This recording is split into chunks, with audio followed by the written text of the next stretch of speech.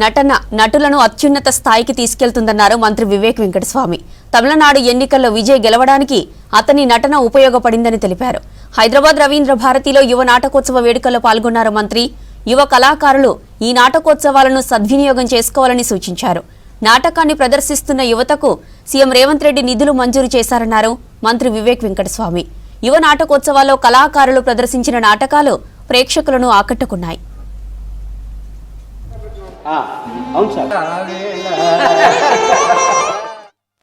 ఇన్ని కార్యక్రమాలు చేస్తున్నారు.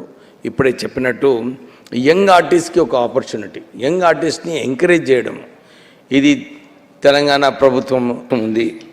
అంతా ఓల్డ్ ఏజ్ అవుతున్నప్పటికీ కూడా యంగ్ ఆర్టిస్టులు వచ్చేటప్పుడే ఈ కల్చర్ ఏదైతే ఉందో, మనం ఈ సంగీత నాటక అకాడమీ అంటే మన కల్చర్ డెవలప్మెంట్, కల్చర్ ప్రమోషన్ ఏదైతే కావాలో. ఎందుకంటే మీరు ఎన్ని సంవత్సరాల నుంచి చూస్తున్నారు, పాతకాలంలో కూడా రాజులు మహారాజులు ఉన్నప్పుడు కూడా అక్కడ సంగీత నాటక ఎప్పుడు కూడా ఇంపార్టెంట్ రోల్ ప్లే చేసేది.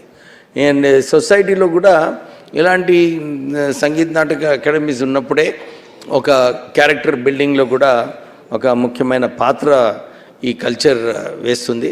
ఒక ఇజ్రాయలీ డెలిగేషన్ వచ్చింది మా టామ్కామ్కి, ఓవర్సీస్ ఎంప్లాయ్మెంట్